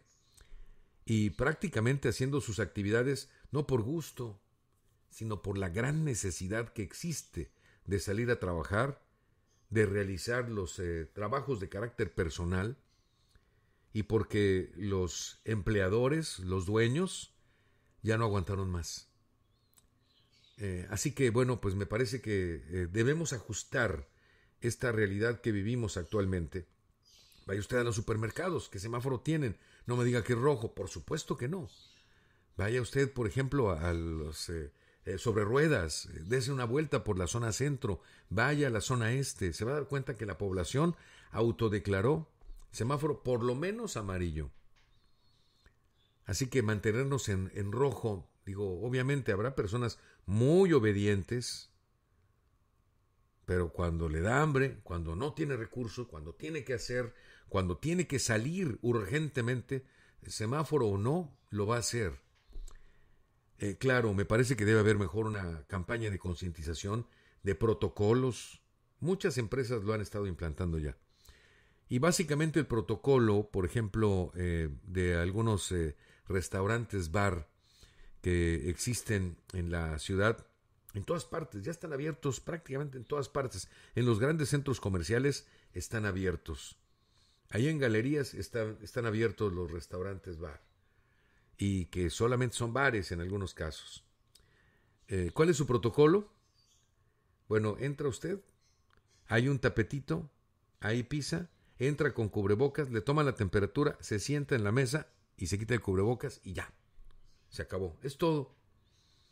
No hay nada, no hay un screen o una pantalla transparente para que usted y la otra persona interactúen o platiquen. No hay nada, ahí se sienta usted. La mesa de madera pegajosa. Y no hay regulación, así ya se hizo, punto, ya se abrió, vámonos, el que sigue. Y otros mientras permanecen cerrados, no hay un equilibrio en este caso. Pero bueno, le decía a usted, para la población, ya semáforo amarillo hasta verde incluso. Y para la autoridad de salud, el semáforo sigue en rojo. A ver cuántas personas pueden llegar a seguir con esta coloración. Me parece muy difícil. Decirle a usted también que, mientras tanto, yo quiero decirle a usted que no porque esté a favor de pasar por lo menos al semáforo naranja, no quiere decir que no se cuide. No, por supuesto. No, tenemos que tener el cuidado suficiente, estar lavando las manos constantemente, en fin. El estado, Baja California, suma 2.931 personas muertas a causa del virus, de los cuales 1.202 se registraron en la ciudad de Tijuana. De estos 2.931, 1.202 en Tijuana. Y bueno, 1.363 en la ciudad de Mexicali. Allá en Ensenada 248 han muerto, 89 en Tecate, 16 en Playas de Rosarito, 16, 11 en San Quintín, Vicente Guerrero, y 2 en San Felipe. Son 15.467 los pacientes positivos de COVID-19 en Baja California en el número acumulado, de los cuales 4.639 son de Tijuana y 7.686 de la ciudad de Mexicali. Esas son las estadísticas que tengo para usted. Los demás municipios pintan de la siguiente manera. 1881 en Ensenada, 384 en Tecate, 215 en Playas de Rosarito, 396 en San Quintín Vicente Guerrero y 266 allá en San Felipe, de acuerdo con la información que prevé la Secretaría de Salud en Baja California. Son las 8 de la mañana con 25 minutos. Vamos a hacer una pausa, es breve, regresamos con usted. Está en Mesa Informativa. ¿Sabía que hoy es más fácil que nunca cambiar su servicio de electricidad a un sistema solar? Usted podría empezar hoy sin inversión inicial, sin costos de instalación, utilizando un sistema generador de energía limpia y renovable con ahorros hasta un 60% de lo que paga actualmente. Nuestro servicio incluye mantenimiento totalmente gratis, ya que su sistema estaría garantizado de por vida. Además, contaría con el respaldo de nuestra compañía, con más de 20 años de experiencia en energías renovables. Llámenos hoy al 619-494-0521 para una evaluación gratuita con uno de nuestros especialistas y le ayudaremos a encontrar la mejor opción de sistema solar para que empiece a ahorrar hoy. Salvemos el 2020. Con salud y ejercicio en Neo Spa. Pongámonos en acción de forma segura, siguiendo todos los protocolos dentro del gimnasio, respetando la sana distancia y cuidándonos unos a otros. Neo Spa. Estamos listos para defender la vida contra lo que sea. Neo Spa, el gym de las torres.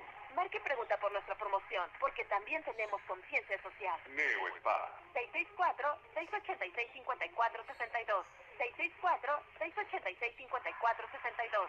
Aunque hace un año cambió la marcación telefónica, hasta ahora, si marcabas como antes, todavía podías comunicarte. Pero a partir de este 3 de agosto, todas las llamadas que hagas dentro del país o teléfonos fijos y móviles solo podrán completarse si marcas 10 dígitos. Es decir, la clave de larga distancia y el número local. Los prefijos 01, 044 y 045 ya no se usan.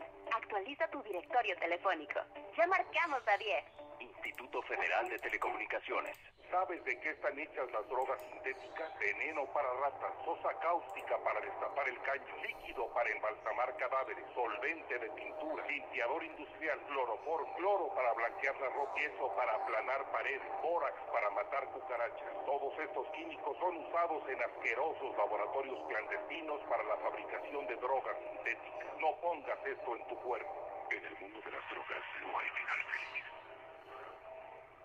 Con educación podemos cambiar el mundo. Instituto Andrés Guillermo, primaria, secundaria y preparatoria. Inscripciones abiertas. Sin bajar nuestra calidad, nos adaptamos a la escuela en línea y porque nuestros hijos no pueden quedarse sin educación, apoyamos a las familias. Con inscripción gratis y primera colegiatura al 50%. Instituto Andrés Guillermo. A 2 minutos de Plaza Monarca, sobre el Boulevard Manuel J. Cloutier, en la colonia Bajamac, El Águila. Instituto Andrés Guillermo.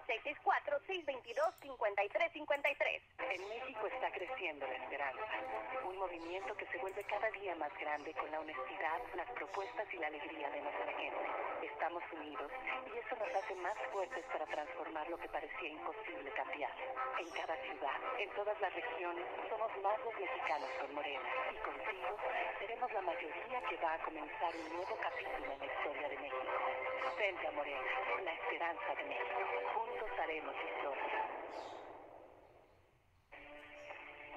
El Tratado Canadá-Estados Unidos-México detonará la economía regional. El TEMEC impulsará el crecimiento con miles de pequeñas y medianas empresas que aprovechan este gran mercado. El Senado aprobó por unanimidad leyes y reformas para fortalecer a México con el TEMEC. Competir en mejores condiciones y lograr un desarrollo más justo y equitativo. Senado de la República. Cercanía y resultados.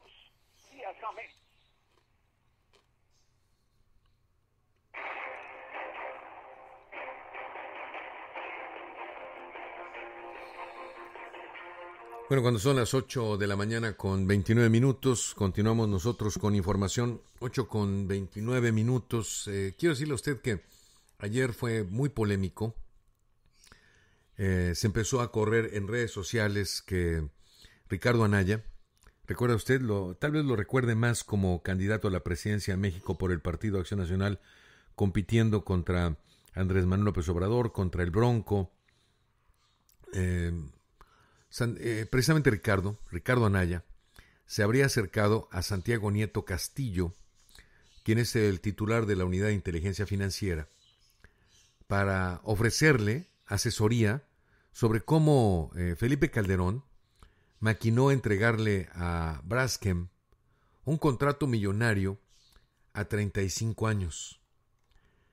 Etileno 21, la trama transeccional para dar privilegios millonarios a este consorcio denominado Odebrecht, y que prácticamente desnuda una vez más el amaciato de Felipe Calderón con Enrique Peña Nieto, de obvio interés político del presidente Andrés Manuel López Obrador, pero también de otros personajes. Ricardo Anaya, ex candidato presidencial. Anaya, quien ya volvió de Nueva York para preparar su reincorporación política como candidato del Partido de Acción Nacional a diputado federal y articular la oposición, se acercó al titular de la Unidad de Inteligencia Financiera, dicen los medios de comunicación a nivel nacional, para ofrecerle asesoría sobre cómo Felipe Calderón maquinó entregar a Braskem, la filial de Odebrecht en México, y a la mexicana IDESA un contrato millonario a 35 años que en solo 3 habría arrojado pérdidas para Pemex de casi 3,000 millones de pesos tan solo en penalizaciones. El contrato lo firmó Calderón el 19 de febrero del año 2010 y lo hizo a través de su exsecretario particular Jordi Herrera Flores, entonces director general de Pemex Gas y Petroquímica Básica, para abastecer de etano barato a la planta de etileno 21 para producir polietileno, construida con créditos del gobierno, y a días de irse del cargo el 23 de noviembre del 2012, emitió un decreto para favorecer más, aumentó el precio de las importaciones de petróleos, el de polietileno, que acabó con la competencia y le permitiría venderlo caro. Eso fue deliberado y perverso, le habría dicho Anaya a Nieto Castillo para motivarlo a reactivar la denuncia penal que el 18 de junio del 2018 presentaron ante la Procuraduría General de la República el ex consejero electoral Alfredo Figueroa y el abogado Paolo Díez, miembros de su equipo de campaña, y que, por cierto, volvieron a presentarlo ya ante la Fiscalía General de la República el 10 de agosto contra Felipe Calderón, Enrique Peña Nieto y José Antonio Meade, ex candidato presidencial del Partido Revolucionario Institucional. Sobre esto gira la trama fundamental en el país, sobre la política de hoy, así podemos decirlo. Y bueno, pues es muy lamentable porque, como lo ha mencionado el presidente de México, el problema de nuestro país es corrupción, corrupción y más corrupción, de tal suerte que el volumen de recursos ilícitos en el país, de acuerdo precisamente con el titular de Inteligencia Financiera, Santiago Nieto Castillo, este volumen de recursos ilegales en México es mucho más alto del que podríamos pensar. Es mucho, mucho más alto del que podamos pensar. ¿Qué tenemos en consecuencia de ello? Bueno, pues que fundamentalmente el flujo de efectivo en poder del público aumentó, incluso sostuvo que la economía informal en México es lo suficientemente grande, equivale a 22.7% del Producto Interno Bruto, 22.7%, es enorme el dinero de la economía informal, como para poder ocultar en ella los recursos de origen ilícito incluso. O sea, no solamente de, digamos, por ejemplo, le voy a poner un ejemplo. Una persona que limpia los zapatos. Usted le pide que le limpie los zapatos, lo hace y le paga. ¿Cuántos son? 50 pesos en promedio. Pueden ser más, pueden ser menos. Ok, ya pagó usted. Ese dinero, usted no le puede decir al limpiabotas, oiga, señor, deme una factura, ¿no? Pues claro que no. Desde luego que no. El paletero, oiga, una factura, no, tampoco. ¿Y el paletero cuánto va a declarar a Hacienda o cuánto va a declarar a la Secretaría de Hacienda? Pues nada, ¿no? Pues yo soy trabajador, yo limpio botes, yo qué, ni están registrados ni nada. Estoy poniendo un ejemplo básico, sencillo, que además es lícito, claro, la persona que vende, que está afuera y que no forma parte de ello. El vendedor ambulante, el vendedor de segunda, las personas que hacen servicios. Llega el plomero, le hace usted un servicio, le cobra, usted le paga. Y usted una factura, pues no tengo.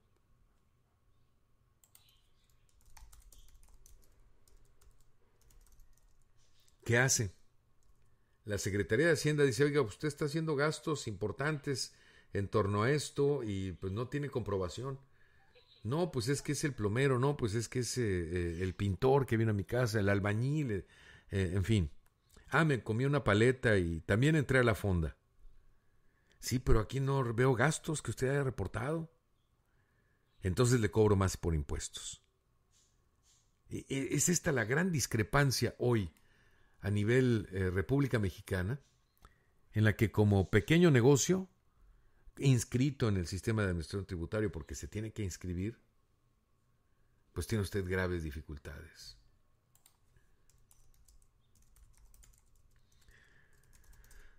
Ese es el tema, ese es el gran tema de hoy. Y por lo tanto, pues tiene usted también el taxista, ¿no? El taxista que anda ruleteando. Pues, ¿cuánto puede ser su ingreso? Pues puede ser, dicen algunas veces de 1,000 pesos, o pueden ser 10,000, o 20,000, porque trabajé mucho, ¿no? Si Hacienda, ¿cómo le comprueba a usted que se subieron 2 personas en todo el día, o se subieron 50 o 100 personas? Y las propinas que le dejaron. Que ese es otro tema también, la regulación, por ejemplo, de la propina. Es que ese es un tema inacabado.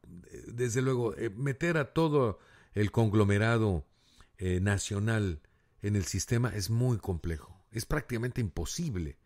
Por eso habla Santiago Nieto Castillo de 22.7% del PIB en recursos que son del submercado, pues, digámoslo así, abiertamente. En una conversación pública en línea con la Comisión de Hacienda de la Cámara de Diputados, Nieto Castillo sostuvo que el Banco de México también ha representado un crecimiento inusual en manejo de dinero de las campañas políticas y reconoció que no se cuenta con una metodología para medir el volumen de recursos ilícitos generados con plena exactitud. Aún así, se logró obtener información referente al monto de los recursos ilícitos de diversas categorías de delitos que asciende aproximadamente a 1,052,692 millones de pesos entre el 2016 y el 2018. Es un mar impresionante de fondos. Yo digo, obviamente lo establezco, lo reconozco, pero en este caso, pues ahí tiene usted el asunto. Pues claro, obviamente habrá personas que no querrán pagar precisamente esta cantidad, y habrá otras que efectivamente sí, pero obviamente el problema grande, el problema básico es que fundamentalmente, bueno, pues ahí tiene usted esta condición en la cual si se cobra demasiado impuesto, pues la gente no va a querer pagar. No va a querer pagar. Y va a tratar de hacer todo lo posible. ¿Cuál es el gran problema de la anterior administración? La compra de facturas. Me cobras porque no hago gastos y porque yo tengo economía y porque compro a gente que no me paga facturas. Digo, estoy hablándole también de casos creíbles, ¿no? Pues se compra una facturita y listo ya. Así le hacía mucha gente. Pero, digo, también hubo grandes excesos de otros que no solamente pues tenían pequeños gastos, sino que quisieron justificar así ingresos impresionantes de dinero. Es decir, es muy complejo este asunto y tiene que ver nuevamente, le vuelvo a repetir, como dice el presidente de México, con temas de corrupción. Claro, por supuesto, tiene que ver con temas de corrupción. No es otra cosa más que temas relacionados precisamente con corrupción. Y obviamente hoy, bajo el esquema en el cual se encuentra el gobierno federal mexicano, pues ahora se pide mejores cuentas. Pero bueno, ya le di la cifra que es monstruosa. Voy a la línea telefónica. Me da muchísimo gusto platicar en este momento con Marco Blázquez, el flamante director del INDIVI, quien ha estado trabajando bastante. Ya habría querido entrevistarlo sobre esto. Entrega de títulos, dando certeza jurídica. Estimado Marco, te saludo con gusto. ¿Cómo estás? Muy buenos días. Odilon, como siempre, un gusto, un placer. Saludo a tu equipo de trabajo y a tu auditorio, que es vasto y generoso. ¿Qué andas haciendo, señor director? Entregando títulos a diestra y siniestra. Eso me da muchísimo gusto porque muchas personas han vivido en total inopia, con el Jesús en la boca, y entiendo que pues prácticamente la misión es darles esa seguridad. ¿Cuántos han entregado? ¿Dónde? ¿Y qué vemos a futuro, Marco? Bien dices, Odilon, es el mandato del gobernador. Debe de acatarse, porque en los recorridos que el gobernador hace, que son, tú sabes que más del 80% de su tiempo de gobierno lo entrega a la comunidad, él pues recibe siempre demandas, ¿no? Recibe quejas, casi todas ellas tienen que ver con el agua, tiene que ver con la seguridad, tiene que ver con la educación, y entre los principales 4 o 5 está la tierra, la regularización de la tenencia de la tierra. Entonces, lo que hemos hecho nosotros desde un principio es agilizar todos los trámites de titulación que se tenían pendientes. Había muchas, inclusive entregas. Ya había títulos en la estantería del instituto, ya perfeccionados, ya registrados, pero por alguna causa que no puede ser distinta a la omisión, no se habían entregado. Entonces nosotros estamos al pie del cañón, tramitando los títulos, gestionando los títulos, y algo muy importante que es lo que genera el título, que es la regularización de los desarrollos en los cuales el INDIVI tiene mandato o hay algún decreto que nos vincule a él. De esta forma, pues, por ejemplo, te pongo un caso que para nosotros nos viste de manteles largos, que es San Quintín. Tú sabes que ahí se está gestando un municipio, el 6º municipio del estado, y allí, solamente allí, hemos ya metido a proceso de regularización 5,000 viviendas.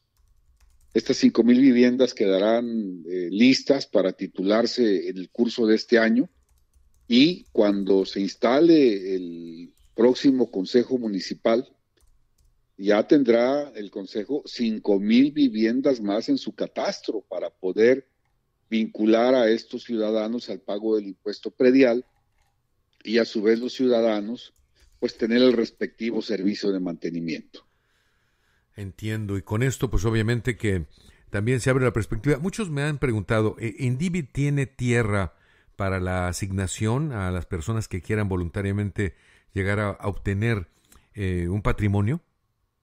Sí, en Tijuana muy limitada. Muy limitada. Tenemos mucha tierra en San Quintín, tenemos en Ensenada, en Mexicali, tenemos muy poca en Rosarito, nada, y tenemos muy limitada en Tijuana, en áreas muy inhóspitas, porque pues al estilo, el gobierno que se fue, la administración que se fue, pues dejó pedacera, dejó pura morralla, en zonas donde verdaderamente es complicado venderle a alguien para que viva, sino solamente para que invierta en su caso.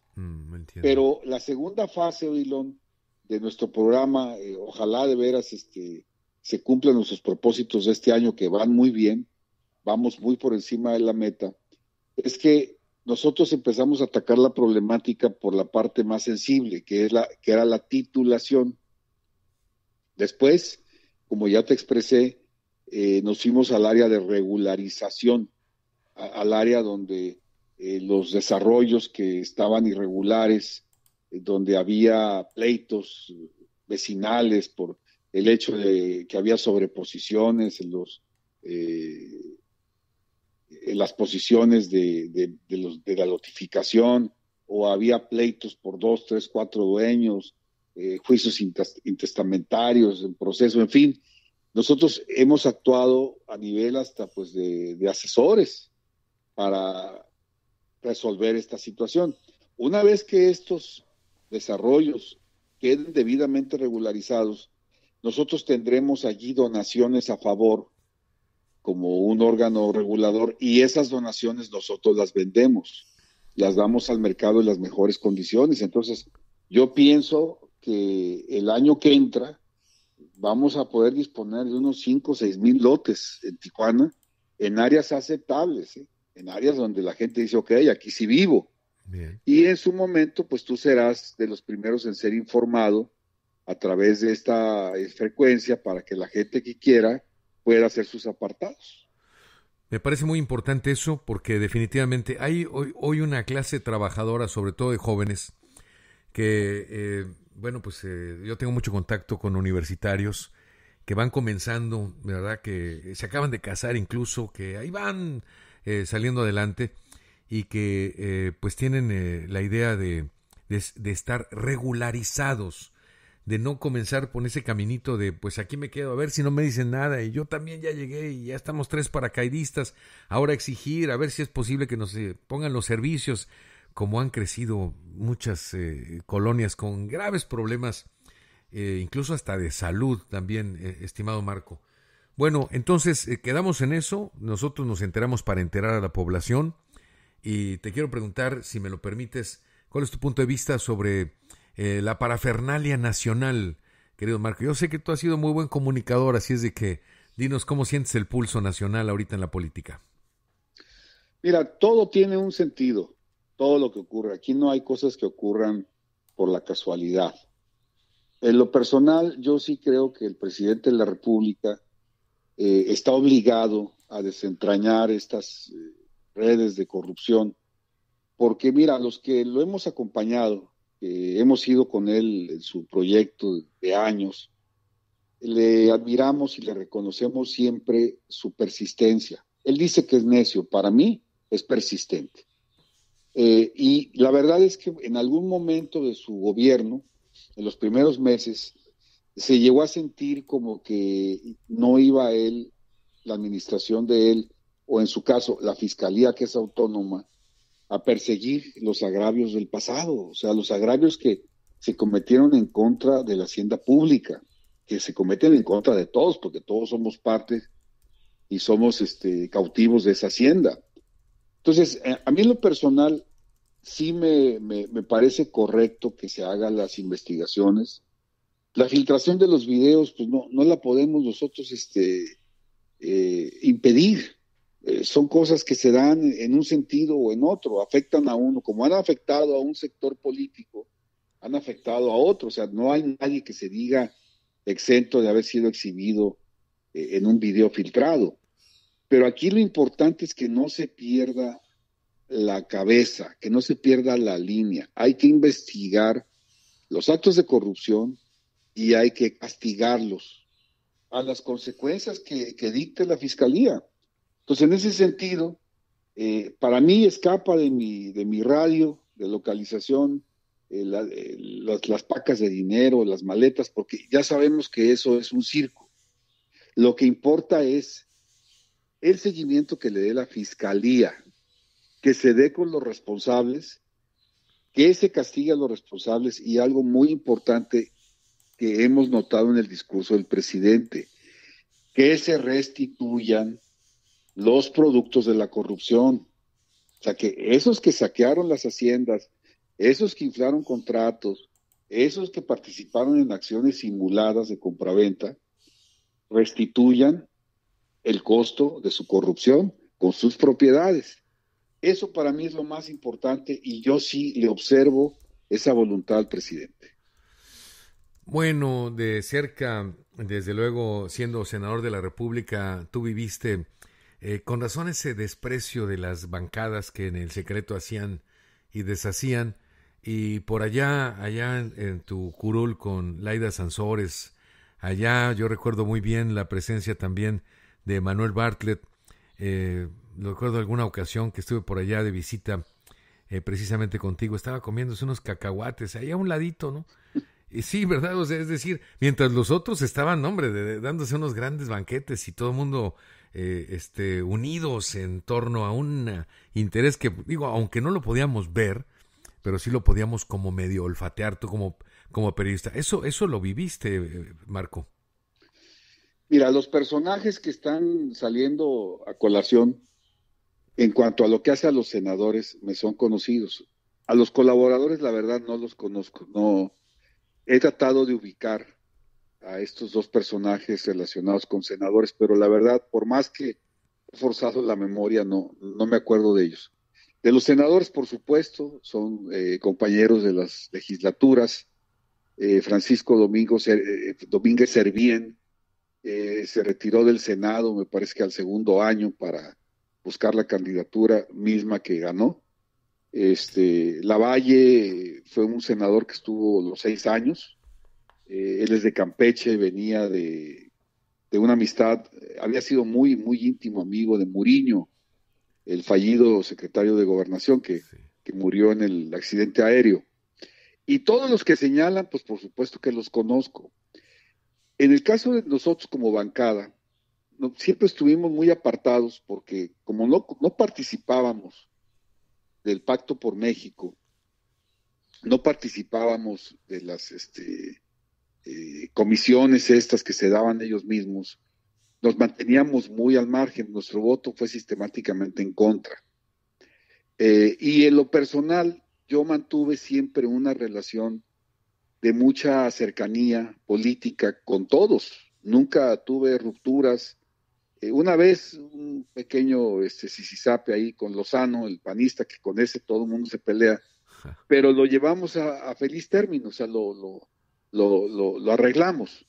Pero realmente, como dices, de los escondites esos del dinero y de las entregas, eso no teníamos ni siquiera materia para participar en eso.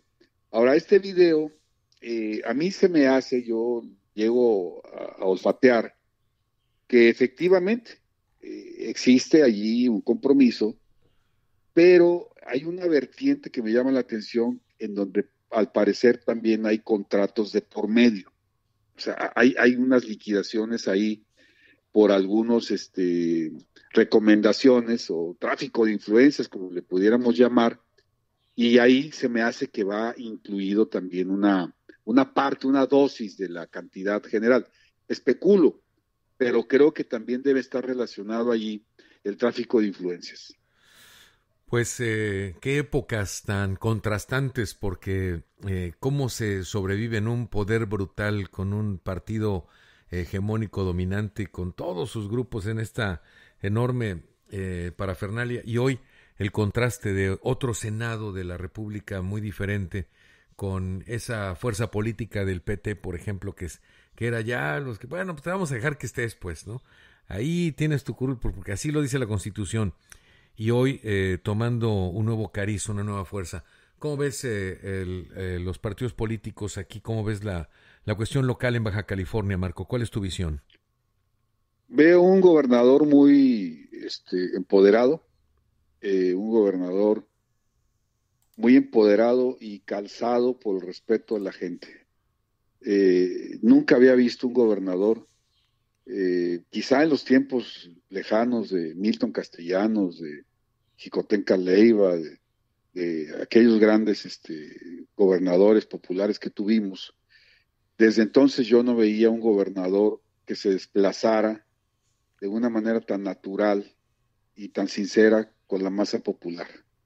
El gobernador un mínimo del 80% de su agenda la dedica a la necesidad popular, y lo sé y me consta porque pues yo soy requerido continuamente, a veces a montacaballo, de estas llamadas que, vente, director, te estoy esperando, y donde andes, tienes que parar lo que haces y tienes que ir a atender la demanda popular que tiene el gobernador ahí enfrente.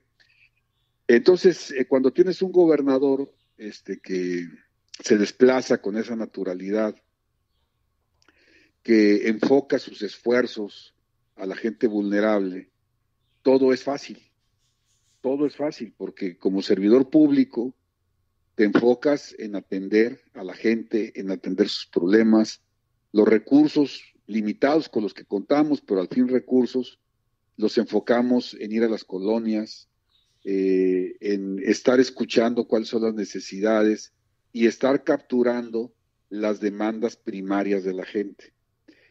Sin embargo, pues esto, Odilon, genera celo político, y obviamente, y llega a generar roces con otros grupos que no están en la misma sintonía. Entonces, yo sí creo que nosotros, como baja californianos, sin importar nuestro partido, debemos abrazar a nuestro gobernador. O sea, debemos de abrazarlo, debemos de protegerlo. Y obviamente el proceso político marcha por otro lado, o sea, por otro carril marchan los procesos preselectivos de candidatos, marchan los procesos electorales que próximamente se estarán aperturando. En septiembre, me parece, se apertura el federal y en diciembre el estatal. Eso es dejarlos allá, marchar de aquel lado. Y cuando decidamos o alguien decida participar en esos procesos, pues nada más que lo diga, con permiso, ya me voy, muchas gracias, me retiro a esta otra pista. Claro. Pero en tanto, creo que Jaime Bonilla nos está dando una lección. A mí me tiene muy sorprendido, yo lo conozco muy bien, tú lo sabes, sí. Y hay temas en los que no es que yo llegara a desconfiar de él, sino me parecía que a lo mejor en un contexto de gobierno le sería difícil llevar a cabo. Por ejemplo, el tema del Zócalo de Tijuana. Es un tema en el que yo luché, en el que yo metí mucha fuerza de gestión pública como senador e incluso antes como comunicador, y me parecía que se le pudiera complicar tomar una decisión, y veo con gusto y con admiración que al señor no le tembló la mano. O sea, el señor sostuvo su pensamiento como un hombre de política, ya en el gobierno del estado, y sin importar las consecuencias y los enemigos que se pudiese echar encima, que son poderosos, el señor canceló el contrato y dio vista a la Contraloría para que la señora Contralora obviamente realice las investigaciones necesarias. El cobro, por ejemplo, de los abusos en el agua, a personas cercanas a él, Odilon, cercanas que lo ponderan, que han sido, pues de alguna manera, gentiles con él, los manda a llamar, les dice, ¿sabes qué? Esto no es personal, no vayas a creer que esto es una ofensa, tienes que pagar el agua porque la debes, o tienes que pagar el drenaje porque te conectaste indebidamente y tienes que pagar las multas. Entonces, esos detalles son los que siempre hemos querido de un gobernador. No los ataquemos, al contrario, vamos a reforzar, porque el gobernador va a dejar sentado un precedente, lo mismo que el presidente de la República, y los gobiernos que lleguen en un futuro ya van a tener un camino andado para combatir la corrupción y que ya por fin dejemos de ser presa de los abusos de la gente de poder. Pues es una gran visión de lo que hay actualmente. Me da la impresión también, en conclusión a lo que tú dices, aunando un poquito, es que debemos reconocer cuando se están haciendo bien las cosas, independientemente del tema político, porque, digo, la descalificación está a la orden del día en todas las administraciones. Pero si algo se hace bien, es que hay que demostrar ahí que se tiene calidad moral, calidad humana. Por ejemplo, el tema de la caseta, Odilo. Por ejemplo, tú y yo lo platicamos. Eso es un gran tema. Aquí en tu programa.